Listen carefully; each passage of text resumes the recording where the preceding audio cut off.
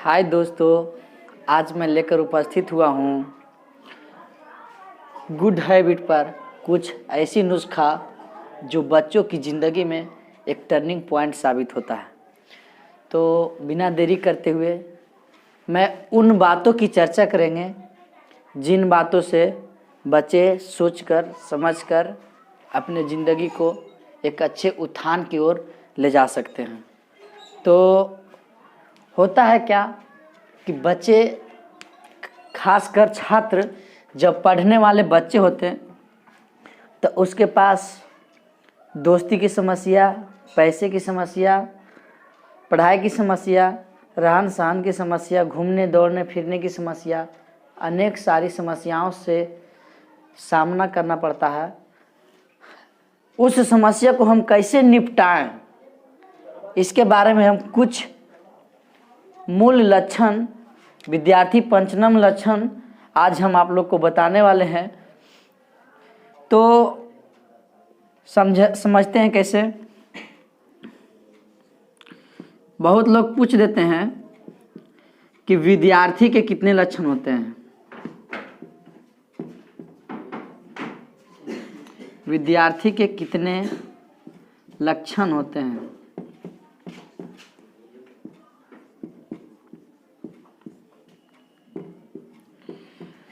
तो मैं बता देना चाहता हूं कि विद्यार्थी के 5 लक्षण होते हैं।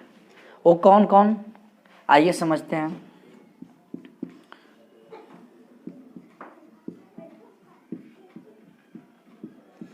काकचेष्टा,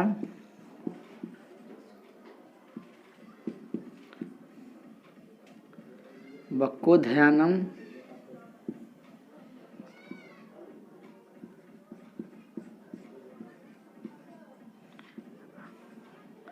अल्पाहारी,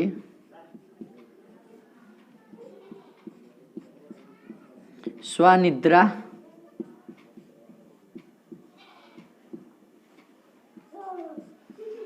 गृह त्यागी।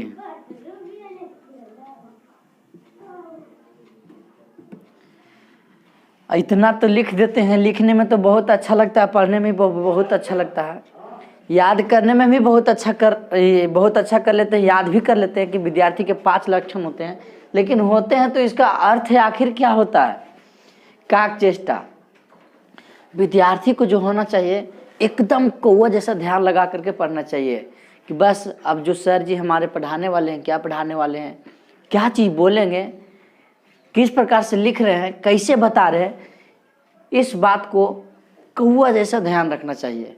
क्योंकि वही बच्चा आज के दिन में सफल होते जाते हैं जो कौवा जैसा चेष्टा करते हैं और कौवा जैसा ध्यान रखते हैं। और बहुत से लोग होते हैं जो ध्यान पढ़ाई कर रहे हैं, ध्यान कहीं और रहता है। तो शरीर क्लासरूम में और मन क्लासरूम से बाहर। तो अब क्या करेंगे कि अपना ध्यान को केंद्रित करेंगे। अपना जो मन है ना, ये मन बहुत बड़ा बेईमान मन है कि मन पता है कहाँ कहाँ, कभी कभी सऊदीया घुमाने के लिए लेकर चल जाता है मन, लेकिन मन को समझाना अपना काम है। क्योंकि यदि आप है, आपका इच्छा है, आपका मन है, आपका दिल है, यदि आप नहीं संभालिएगा ना तो इसको कोई नहीं, दुनिया पर के कोई भी शिक्षक, कोई भी मम्मी पापा, कोई भी नहीं है जो सुधार सकते हैं। तो काकचेष्टा, पहली कौवा जैसा ध्यान रखना है। दूसरा वक्रोध्यानम, बगुला को देखे होंगे आप। बगुला रहते हैं कहाँ, नदी के किनारे बैठे हुए रहते हैं, किसके इंतजार में, मछली। कब मछली आएगी, किधर से आएगी, चोंच डुबाएंगे, मछली को खाएंगे। तो इस प्रकार से बगुला का ध्यान, बगुला जो उजला होता है और बगुला एकदम केंद्रित करके, जस्ट जिस प्रकार से कौवा का ध्यान होता है एकदम उसी प्रकार से बगुला का ध्यान होता है। और बगुला बैठे हुए रहते हैं और बैठ के तुरंत जो मछली होता है, मछली पर एकदम तुरंत अटैक कर देते हैं और उसको चोंच से बाहर निकाल करके और उसको खा लेते हैं। तो बस छात्र को भी उसी प्रकार से चाहिए कि क्या बता रहे हैं, कौन सूत्र बताने वाले हैं, किस मेथड से इस मैथ को बता रहे हैं, किस मेथड से इस संस्कृत को बता रहे हैं, इतिहास को बता रहे हैं, लोकतांत्रिक को बता रहे हैं, भूगोल को बता रहे हैं, ग्रामर को बता रहे हैं, व्याकरण को बता रहे हैं। इस प्रकार से समझेंगे तब ना, नहीं समझेंगे तो कैसे होगा।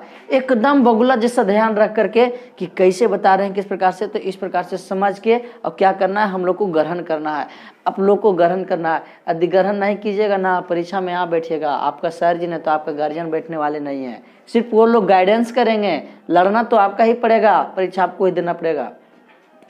तीसरा नंबर में आ जाता है अल्पाहारी। कुछ स्टूडेंट ऐसे होते हैं एकदम पूरा भर भर थरिया लेकर के एकदम मुँह पर पूरा चिवा के जाके सो जाते हैं।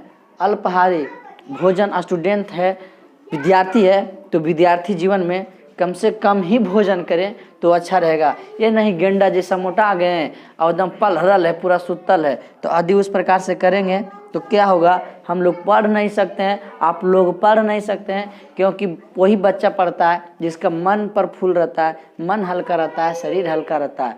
जो शरीर से पूरा मोटा हो गया तो क्या उनको समझ में आएगा, वो तो सोने के चक्कर में लगे हुए रहते हैं, जब मौका मिलता है जाके सो जाता है। सही बात बोल रहे हैं कि नहीं, एकदम अंदर से बोलिएगा, दिल से।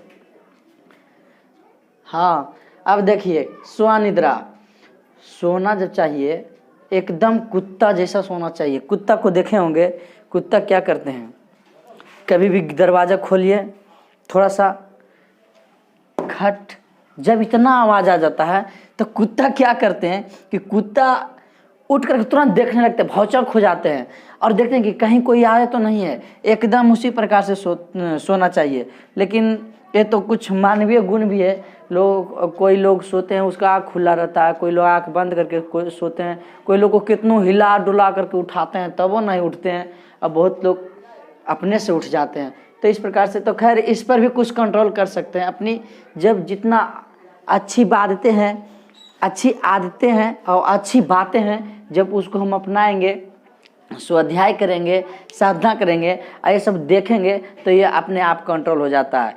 ये मेरे दोस्तों, ये एक दिन में स्वनिद्रा कंट्रोल होने वाली चीज़ नहीं है। यदि साइंस कहा जाता है, साइंस प्रूव कर दिया कि यदि कोई भी लक्षण हम 22 दिन लगातार करते हैं, 21 दिन लगातार करते हैं तो हमारा दिनचर्या बन जाता है।